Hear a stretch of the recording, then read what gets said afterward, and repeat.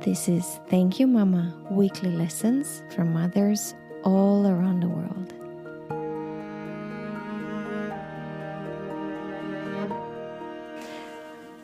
I have a question for you. How many friends do you have who are talented, educated, amazing women who had their own careers, who probably come from mothers who were independent and had their own professions and careers, and who somehow got stuck? Got stuck after they got married, or got stuck after they had a baby, or got stuck after they moved with their family, or got stuck after they moved a few times with their family. And you're thinking, what a waste and what a shame and what happened there? Well, I have quite a few, and I count myself as one of them. I did get stuck and I did sacrifice quite a lot at one point in my life, thinking, oh, I can do this. I can get married, I can move to a different country, and I can take my career and who I am and continue building this. And unfortunately, this somehow did not work out. I talk to my friends a lot about this because many of us are confused about how the hell did this happen and why? Because that was not the decision, and this was definitely not the intention, let alone some kind of conscious decision to sacrifice things or go in one direction and give up what one has created until then. Yeah, we talk about this a lot, and honestly, I have to admit, I do not have an explanation. I do not know why that happens, how it happens. I don't know who is to blame. I don't know how and why certain circumstances just align in that way, that sometimes they just put a big barrier in front of a woman and get her stuck. But we can all get unstuck. And this is what I spoke about with my friend. I'm calling you, my listeners, my friends, and or my guests, and now I'm calling my guests my friend. My guest today, Katia Vlachos, who is one of these amazing, brilliant women.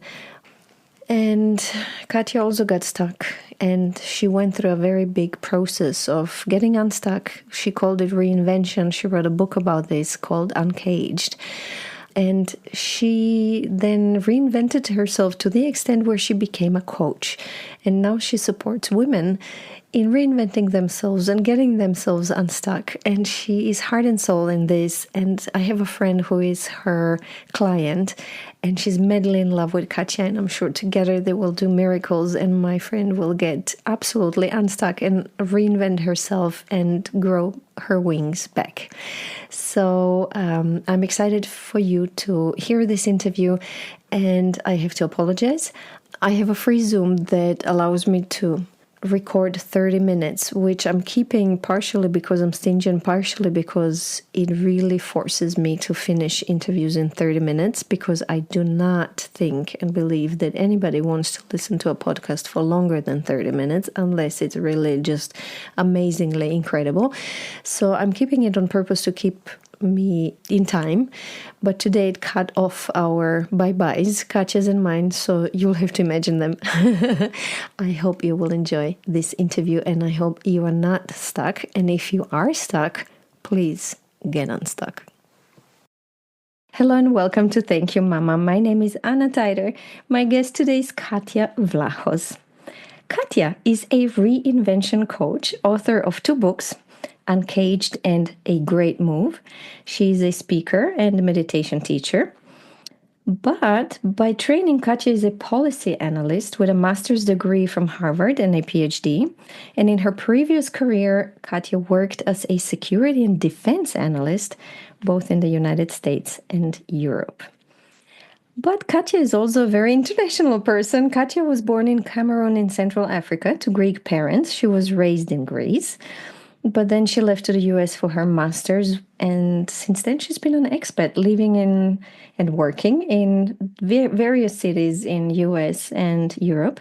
And she's currently home in Zurich, in Switzerland. And last but not least, the most important, Katja is a mom of three. Katja. That is the most important. Yes. Hi and And welcome. stepmom of four. Four. Four stepchildren. Well, Oh, three well. plus one. So former and current. Katja, welcome. I Mhm. am so excited you're here. I'm very, very much looking forward to talk to you. Thank you, Anna. It's wonderful to be here. I learned about you from my dear friend who's married to an expat who's moving around the world, and she's been following him very diligently. And along the moves, she a little bit lost track of herself. So she found you and decided to get coaching from you to help her find herself and reestablish her career again. And she's in love with you, I have to tell you. It's So mutual. She's I amazing. am, and she's like, you have to meet Katja. You have so much in common. And we do really, between Yes, we our do. lives in Los Angeles and moves around the world and love for ballet and yoga and meditation. So I'm very excited to have you here. Let's start with reinvention. All right. What do you want to know? Yes, I want to know. I know everything because I learned your book, but I would like to know about where does reinvention come from and how did you specialize in being a reinvention coach and what does that mean? So, two aspects to this, and like most coaches, right? I think a lot of our work comes from our personal journey because it's what we know really well and what we understand and empathize with. So definitely my own journey of reinvention, which I kind of stumbled into it. It wasn't. I didn't wake up one day and say I'm going to reinvent myself. It was a long process, as you've read in the book. But also, I was an expat coach in the beginning of my coaching career, which is my, like you said, it's my second career.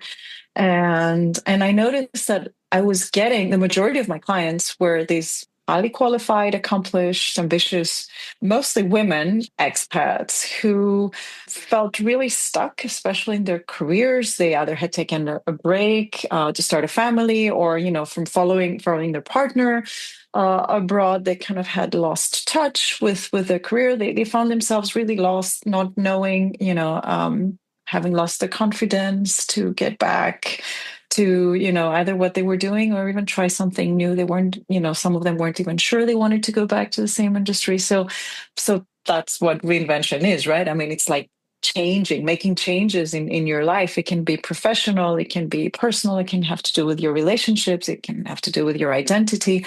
All these were topics that came up in our conversations. And then I was like, this can't be happening. There's so much lost potential here. These women are really smart, amazing. I mean, your friend, you know how Mm-hmm. incredible she Mm-hmm. is. And I was like, this can't be happening. I need to do something about Yeah. it. And Mm-hmm. and I didn't want people to go through the long, long journey that I went By through. I themselves. want, I want to make things by themselves. Yeah, until I discovered coaching, it was a wild, right? So that's why I do what I do. I love to help people, come out of their stuck place and fulfill their potential and really thrive and love their life and feel like they're completely aligned with everything that's important to them. So yeah, so you could say it was again driven from my own story, but also organic coming out of the people who sought me out and But needed this kind of support. I want to go back to your story now. Mhm. Because I read Uncaged and it was a fascinating story because so many aspects that fascinated me in there. And as I briefly mentioned, you were very specialized in a fascinating field. You were successful there, and then you started moving around following your husband. But then, somewhere along the way, you not only reinvented yourself professionally, where you decided, I'm going to start coaching and do something completely different.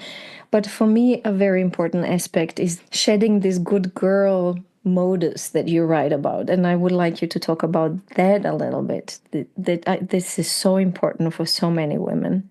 So the good girl, in my case, and I think that that resonates with a lot of people, even if they're not from my culture. It was a lot around, what makes you good is putting other people first. It's fulfilling expectations. It's in my case, it was also excelling and being the best at everything. Self-sacrifice. If we talk about my mom, my grandmother, I come from a long line of self-sacrificing women, as I write in the book. So it's passed on from generation to generation. It's what you do as a woman. It's how you get appreciation, how you get attention, how you get, acknowledged and loved at the end of the day. So, so you want to be a good girl because at the end of the day, we all want to belong. We all want to be loved. And we learn early on that this is what we need to do to get there. Unfortunately, I think, unconditional love is a beautiful concept, but I don't know if it exists. And with all good intentions that our parents may have had, or I mean, I should speak about but my own is there are conditions to this love. We don't learn, or a lot of us don't learn that we deserve to be loved just because we Mm-hmm. just exist, right? Just because we are. But we learn there's certain things we need to do. And that for me was the good girl. And this conditioning, really shaped most of my choices growing up. It shaped my schooling, and how I was at school. It shaped the career I chose. There was all these boxes I had to check about what was right, what's appropriate, what's expected. It shaped, the choices I made in my personal life, my marriage. And at some point, just those choices didn't make sense anymore. Like things felt off, and that's, when things feel off, it means there's a misalignment with what's important with your values, right? You're not honoring certain values. And I think that's what happened. Before I even changed careers, I realized that I wasn't honoring my values. I wasn't liking the person I had become, and I needed to change something. So in my case, reinvention started with leaving my marriage, right? And Yeah. then Yeah. and kind of at the same time, I was also anyway questioning the career. I had started writing my first book. So I was already taking steps away from the career where I was before, which was perfectly fine. And I was doing great, but just wasn't fulfilling for me. But there was no sense of purpose there. And I didn't know it at the time. I knew it when I found the sense of purpose. And I was like, okay, that's different This now. is it.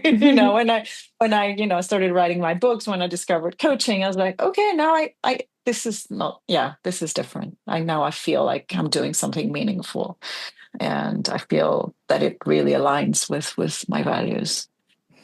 I don't know if that answers your question. Oh yes, it Yeah, does. go ahead. I think we understand where reinvention comes from and how you're supporting women that come to you from your own experience. Before we start talking about mom, I wanted to mention your two books that we mentioned before.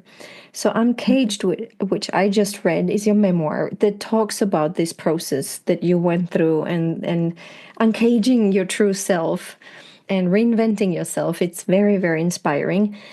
A great move is it like a handbook for expats or people who move around the world? Yeah, yeah, exactly. So Great Move came first. It's a nonfiction book, and it is the book I wish I'd had when I was moving. When I made that, that one move that really kind of shook me, which was a move to Vienna, funny enough. Another And thing we have in common. yes, exactly. So out of that struggle came the Yeah. book, right? Because it's like, why is this happening to me? I needed to, and I'm a researcher by training, so I needed to figure out why this was happening, why I wasn't adjusting, why I was so unhappy. And yeah, it wasn't based just on my story. My story was the trigger, but I did a lot of like research interviews with other experts trying to get answers and see what was different, in each case, and if there can be certain patterns or factors that really influence this expat experience. So that was the first book. It's like, yeah, the handbook. It's how do you decide, how do you prepare, how do you make the move, and then how do you settle in, how do you create home is very, very big topic in that book. When I did my research about you, I saw you wrote a chapter in an anthology or a book about expats and divorce. And that's a Yes, very huge, huge, research. important topic because, you're in a foreign country. You've probably moved all around the world. You don't know anymore. You probably got married in one country, live in the other, have a child in the third. So I can imagine these people really need support with Mhm. divorce or even thinking about divorce. Did you coach people through divorce, expert divorces or divorces in foreign countries as well? I will occasionally get, I mean, I've talked to dozens of people who go through divorce as expats. People come to me and they're like, oh, I know this person, or I have this Mm-hmm. friend, or like, so I Mm-hmm. talk to people all the time about it. I do coach some people, like some Mm-hmm. people have come to me, but not like specifically just for the For divorce, the because divorce. I'm a Okay. divorce Yep. coach, but people who are Yep. in that process as well, Mm-hmm. also dealing with reinvention. Mm-hmm. Mm-hmm. The two kind of go together very often. You Yeah. know, divorce Yeah. makes you question a lot your identity, your relationships, your values, like your Mm-hmm. decisions, everything. So yeah, Mm-hmm. there's a lot of reinvention that comes Mm-hmm. on the other side of that. Yeah, I have a lot of friends, unfortunately, who also went through that. So yeah, you could say I'm kind of people think expert divorce. Let's talk to Katia. Yeah. We will put a link to your website in the episode notes. So if my Mhm. listeners are interested in your books or your coaching or anything else, they know how to find you. But now let's talk about Mama Natasha. Will you tell me a little bit about her? Yes. So Mama Natasha is still with us. And she's 83 years old. She was born in Istanbul, in Turkey. She was Greek minority. Her parents were both Greeks, Greek minority in Istanbul. There was a significant Greek community at the time. She was born in the early 40s. I mean, she had a Turkish passport. She speaks fluent Turkish. She grew up there. She went to college. I mean, she went to school, obviously, and then college, the American college there, studied chemistry. She was one of the two women in her cohort. There were no women studying chemistry at the time. So she was kind of a pioneer. And she moved back to, well, she not back, she moved to Greece, her home country, you know, in quotes, because she hadn't never really lived there in the 60s when a lot of Greeks had to leave. You know, there was a first Mm, wave of the Greeks leaving in the 50s, and then the rest of them had to leave in the 60s. So she finished college. Actually, her parents just left 2 years before she finished college. She stayed on to finish and then went back.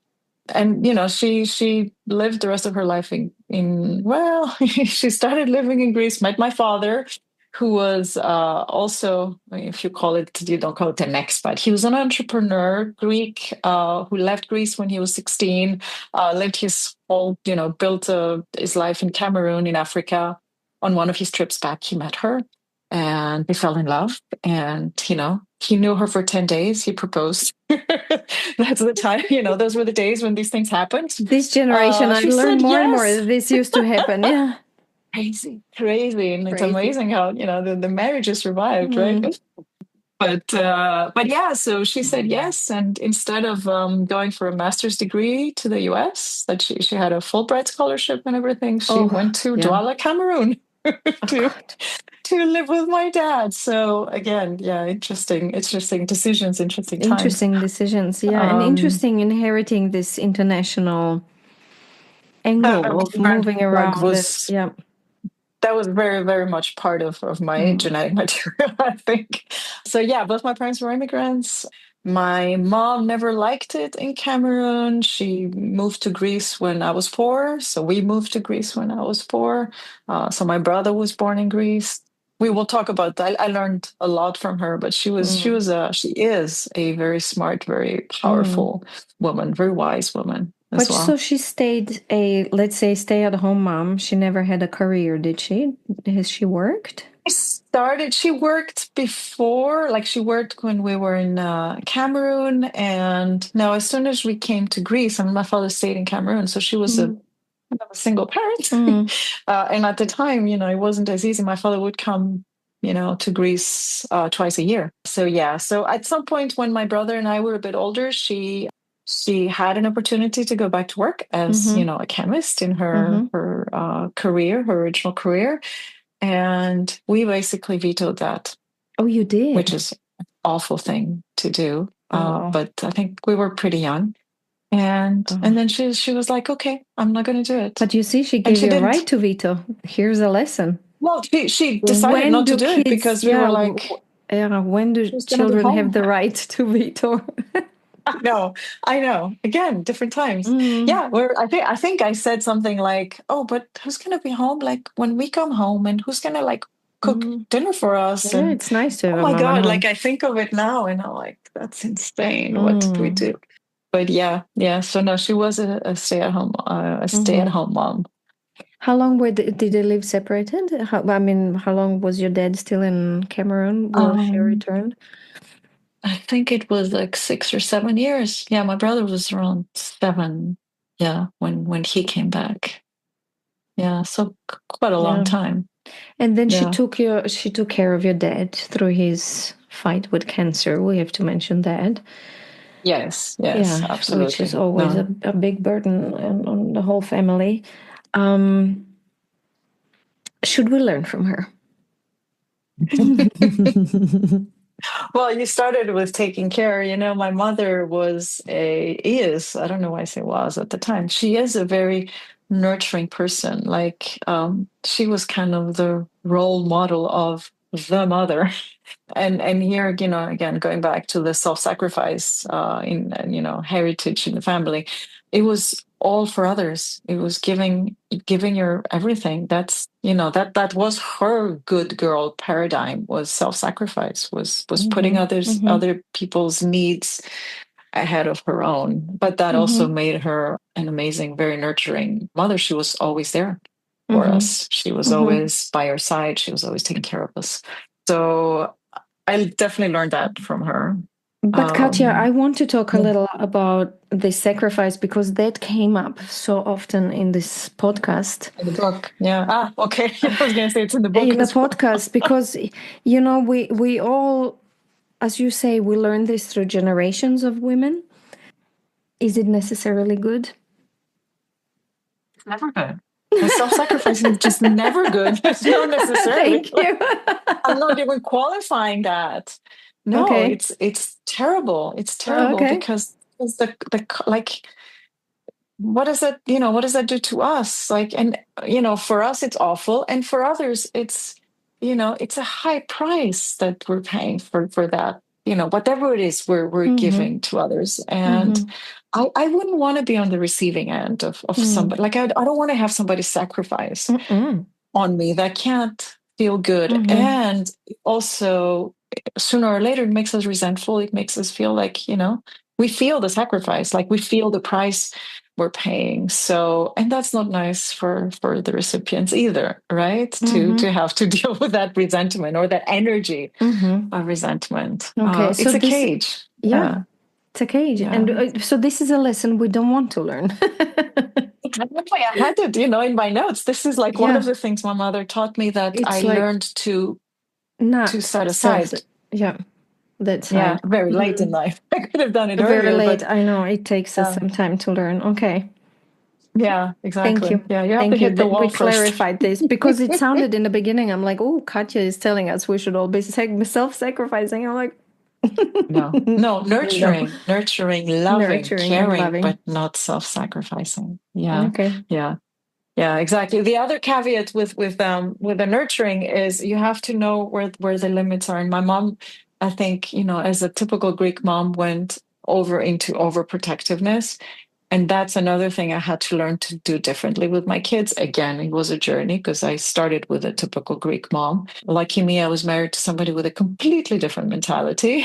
Like, and that had, I had to tone it down. And I feel that was a good thing for my kids, because overprotectiveness, what does it tell you? It basically tells you the world is a dangerous place, Yeah. and you can't Yeah. handle it. And you can handle it. And Yeah, exactly. you cannot, exactly. And that wasn't the message I wanted to give my kids. So that's also something I chose to do differently in my Okay. parenting. Yeah. Yeah. But I want to say something good also, something really good that I learned and I find I really appreciate from my mother is resilience. She, the mental fortitude of this woman, her willpower, her strength of character, I think is unmatched. She went to the American college. She didn't speak a word of English. Oh, She got into chemistry. She did her first year. She was learning English, and then she studied chemistry. Right.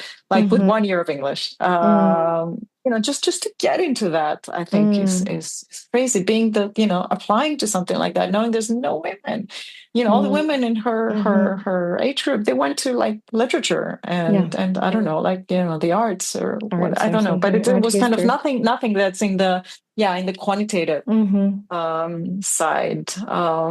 Living as a minority in a country where you're not necessarily, that's not necessarily friendly to you, going through, the pogroms. There were a lot of like really, really tough experience she went through very early in life. Mm-hmm. She was a high school student and she was, I don't know, she was telling me she was walking through the city of Istanbul, again, Mm-hmm. not the friendliest place for a minority at the time. And to go and like tutor younger kids and earn a living and support her family. She really was and is an incredibly strong and very disciplined person. So strength of character, the work ethic I got from her, the resilience, I Mm-hmm. really Mm-hmm. think has really, really supported me a lot. And one final thing is self-validation. And I don't think I'm there yet because that's a really tough one. But my mom is she's very aware of her value. Oh, wow. I don't hear that often or never. And she's kind of unshakable.